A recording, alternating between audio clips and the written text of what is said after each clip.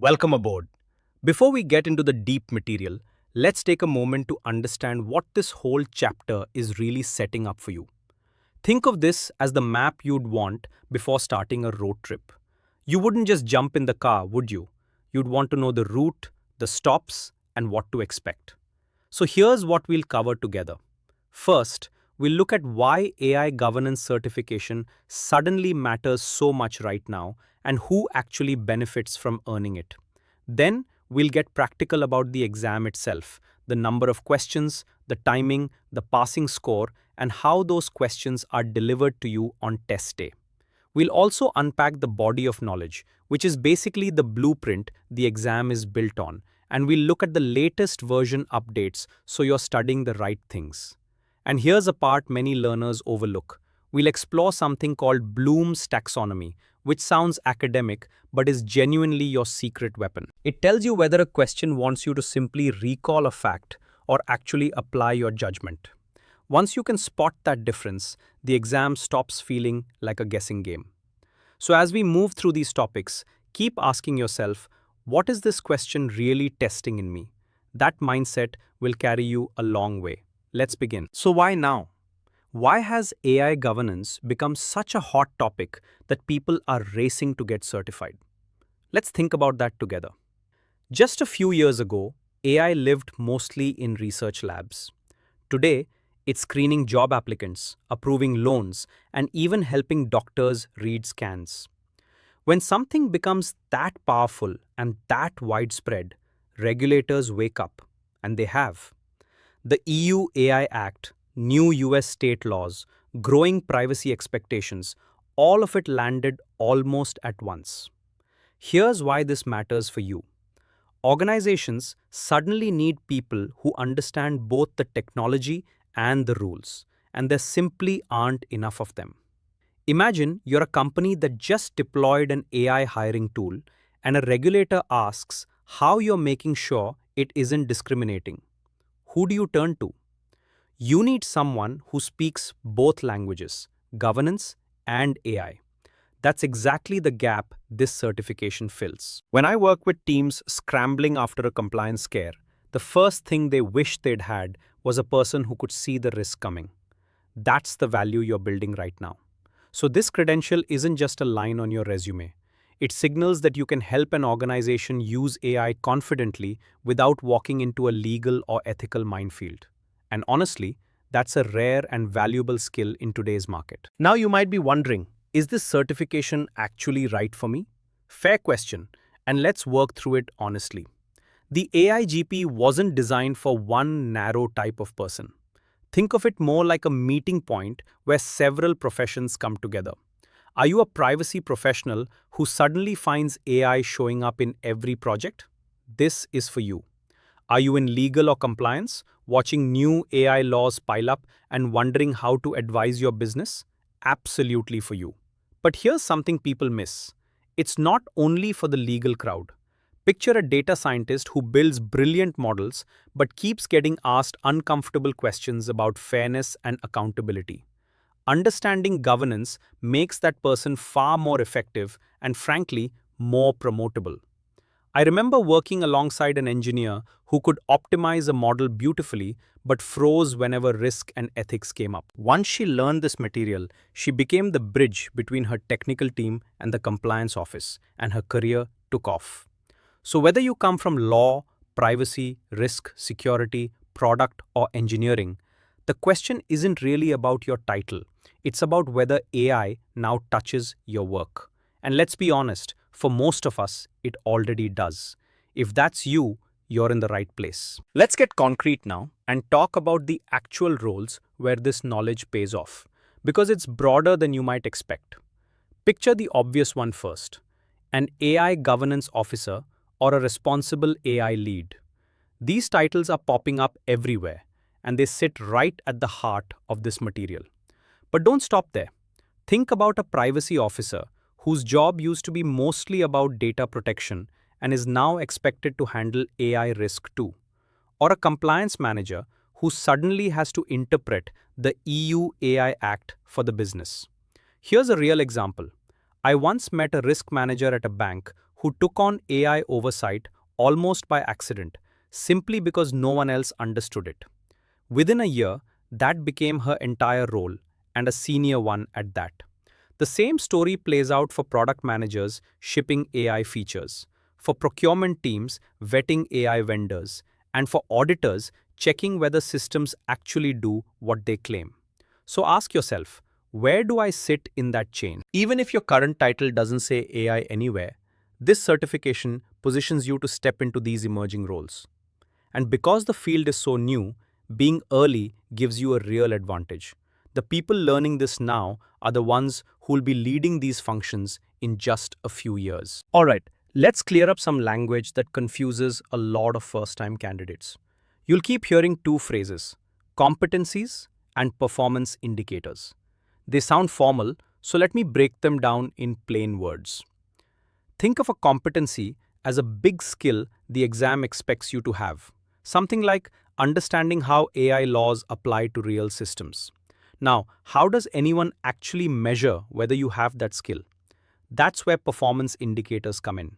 They're the specific, observable things you should be able to do that prove you've got the competency. Here's an analogy I like. Imagine you're learning to drive. The competency is can drive safely. But nobody can see safely directly, so the instructor checks specific indicators. Did you signal? Did you check mirrors? Did you stop fully? Same idea here. The competency is the goal. The indicators are the evidence. Why does this matter for your study? Because the exam questions are built directly from these performance indicators. So when you read one, you're not facing a random topic. You're being tested on a specific thing the framework said you should be able to do. When you study, try mapping what you learned back to these indicators. Ask yourself, what would I need to demonstrate to prove I really know this? That habit turns vague reading into focused, exam-ready preparation. So let's talk about the body of knowledge, or BOK, because understanding this single thing will make your whole study journey smarter. Here's the official idea. The BOK is the structured outline of everything the exam can test. But let me put it more simply. Think of the BOK as the recipe book the exam writers are required to cook from. They can't just invent questions out of thin air. Every single question has to trace back to something written in that book. Do you see why that's such good news for you?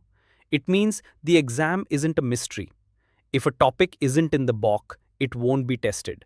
And if it is in there, it's fair game. I always tell my students, treat the BOK as your checklist, not just background reading. When I prepare anyone for a certification like this, we literally walk through each section and ask, could I answer a question on this? If the answer is no, that's exactly where to focus. Here's the instructor tip that matters most. Don't study randomly across the internet. Anchor everything you learn back to the BOK structure. That way, you're spending energy only where the exam can actually reward you. So as we go deeper into this course, you'll notice it mirrors the BOK closely, and that's completely intentional. We're following the recipe right alongside the people who wrote the test. Now here's something you genuinely cannot afford to skip. Knowing which version of the body of knowledge you're studying. Why does that matter so much? Let me ask you this. Have you ever studied hard for something only to discover the rules quietly changed? Frustrating, right? AI moves fast, and so does the framework that governs it. Version 2.1 reflects that reality. The exam writers updated it to keep pace with the world as it actually looks today, not how it looked a couple of years ago. So what changed? Broadly, the updates sharpen the focus on newer developments, things like generative AI and more advanced autonomous systems that simply weren't mainstream when earlier versions were drafted. There's also tighter alignment with major laws and standards that have matured recently. Here's a real-world parallel. Think about how a tax preparer has to relearn parts of the code every year because using last year's rules can cost a client dearly. Same principle here. Studying an outdated BOK means you might prepare for questions that no longer appear, while missing ones that now do. So here's my advice. Always confirm you're working from version 2.1 and pay special attention to the newer topic areas. They tend to feel less familiar precisely because they're recent, which means they're also where candidates most often get caught off guard. Let's get really practical now and talk about the shape of the exam itself, because knowing this removes a surprising amount of anxiety. Think about it. Walking into a test, not knowing how long it runs or how many questions you'll face, is like running a race without knowing the distance. You'd pace yourself all wrong. So let me give you the lay of the land. The AIGP exam presents you with 100 questions and you're given 2 hours to work through them. Now pause and do the quick mental math with me. 2 hours for 100 questions means a little over a minute per question on average. That tells you something important about strategy, doesn't it? You can't afford to agonize endlessly over any single item. As for passing, the exam uses a scaled scoring approach rather than a simple percentage you might expect. So your goal is to perform consistently well across the whole thing rather than obsessing over one tricky domain. Here's how I coach people on this. Practice with a timer from day one. If you only ever study untimed, the clock becomes your enemy on exam day. But if you've rehearsed that gentle pace, roughly a minute a question, moving on and flagging the hard ones to revisit, then time becomes your ally instead. Knowing these numbers now lets you train the right way. So now that you know how many questions and how long you have, let's talk about what those questions actually look like and how you'll encounter them. Here's the reassuring part. These are multiple choice questions, so you're not being asked to write essays or build anything from scratch. You'll read a question, look at the options, and select the best answer. Sounds simple enough, right? But here's the subtle thing I want you to notice. Many of these questions are scenario-based. Instead of asking you to define a term, they'll drop you into a situation. Imagine a question that describes a company deploying an AI tool and then asks what the governance team should do first. See the difference? It's not testing whether you memorized a definition, it's testing whether you can apply your knowledge when it matters. On delivery, the exam is administered through a proctored testing environment, which simply means there are rules to keep it fair and secure, whether you take it at a center or remotely. Here's my coaching tip. Get comfortable reading carefully under mild pressure. With scenario questions, the trap is rushing and missing one small detail that changes the whole answer. So practice slowing down just enough to catch words like first, best, or most appropriate. Those little words often decide which option is truly correct. Let's talk strategy now, because this topic is genuinely one of the most useful for planning your study time wisely. The exam follows a blueprint, which is basically a published guide telling you roughly how many questions come from each major domain. Why should that excite you? Think about it like budgeting. If you knew exactly where most of your money needed to go, you'd plan very differently than if you spread it evenly without thinking. Same with your study hours. The blueprint gives each domain a minimum and maximum number of questions, a range rather than a fixed count. So some domains carry more weight than others. Here's the practical insight. If one domain can contribute up to 25 questions and another tops out at 20, where would a smart person invest a little extra effort? Exactly. You lean slightly toward the heavier domains without, of course, ignoring the lighter ones. I remember a candidate who spent ages perfecting a small, lightly tested area while barely touching a major one. He knew his favorite topic beautifully and still struggled, simply because he'd budgeted his attention poorly. So here's what I want you to do.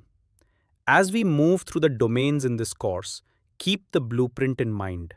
Let it guide not what you study, because you'll study all of it, but how deeply and how much practice you give each part. Let's handle the logistics now, the practical housekeeping that surrounds the exam, because these details trip people up more often than the content itself. First, the good news on eligibility. There's no rigid prerequisite blocking you from sitting the AIGP, no mandatory years of experience you must prove before you're even allowed to register. That makes it quite accessible compared to some other certifications. Now, scheduling. You'll book your exam through the official process, choosing a time and whether you want to test at a center or remotely from home. Here's a small piece of advice from experience. Pick a time of day when your mind is genuinely sharp. If you're a morning person, don't book a late afternoon slot just because it's available. Then there's recertification, and this is the part people love to forget. Earning the credential isn't a one and done event. Think of it like a gym membership for your professional knowledge. You have to keep it active. You'll maintain your certification by earning ongoing education credits over time and meeting the renewal requirements. Why does this exist? Because AI governance keeps evolving, and the credential only stays meaningful if certified professionals stay current. So even as you focus on passing, tuck this thought away.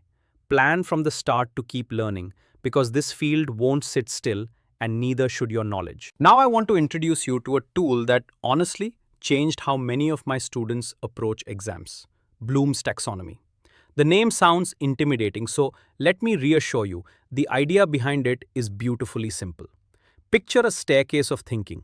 At the bottom step, you're just remembering facts. As you climb higher, the thinking gets deeper, understanding, then applying, then analyzing, and so on. That staircase is Bloom's taxonomy, a way of describing different levels of mental effort. So why should an exam candidate care about this? Here's the key. Not every question asks the same kind of thinking from you. Some just want you to recall a definition. That's the bottom step. Others drop you into a scenario and ask what you'd actually do. That's a much higher step. Imagine the difference between being asked, "What is a stop sign?" versus, "You're driving and a child runs into the road, what do you do?" Same topic, totally different mental demand. When you understand which step a question is standing on, you read it differently and answer it more accurately. Here's my promise to you. Once you start noticing these levels, exam questions become far less intimidating. You'll stop treating every question the same way and start matching your thinking to what each one truly requires. In the next sections, we'll explore these levels in detail so you can spot them instantly. Let's climb that staircase properly now and look at the 6 levels of thinking, because each one comes with telltale clues you can learn to spot. Start at the bottom. The first level is simply remembering, recalling a fact as it is. The verbs that signal it are words like define, list, or identify. One step up is understanding, where you explain something in your own words. So you'll see verbs like describe or summarize. Keep climbing and you reach applying, which means using your knowledge in a real situation, signaled by words like implement or use. Higher still is analyzing, breaking something apart to see how the pieces relate, with verbs like compare or differentiate. Near the top sits evaluating, making a judgment. Think verbs like justify or recommend. And right at the peak is creating, putting things together into something new. Now here's why I'm having you learn the verbs, not just the levels. The verb in a question is like a signpost telling you how hard you need to think. If a question says define, relax, it just wants a fact. But if it says recommend the best approach, that's a much higher demand, and a quick recall answer won't cut it. So try this habit. When you read any practice question, underline the verb first. Ask yourself, which step of the staircase am I standing on? That single move sharpens your whole approach. So we've met all 6 levels of thinking. But here's a practical question. Do they all show up equally on the AIGP exam? Not quite. And knowing this helps you train smarter. The exam concentrates heavily in the middle of that staircase, the remember, understand, apply, and analyze levels. Let me explain why that makes perfect sense. This is a professional governance exam, so pure memorization alone won't carry you. But you also won't be asked to invent brand new frameworks from scratch. Instead, the test wants to know, can you recall the right concept, understand what it means, apply it to a real situation, and analyze which response fits best. Think about what an actual AI governance professional does day to day. Someone hands them a messy real-world situation and expects sound judgment, not a textbook recital. The exam mirrors that. Here's the practical takeaway for your study. Don't just memorize definitions and stop there, because that only prepares you for the lowest level. Push yourself further. After you learn a concept, ask, how would I apply this if a company actually faced it? And how would I analyze which option is best? I often tell candidates, if you can comfortably handle apply and analyze questions, the remember and understand ones feel easy by comparison. So aim your practice at that middle of the staircase and you'll be training exactly where the exam lives.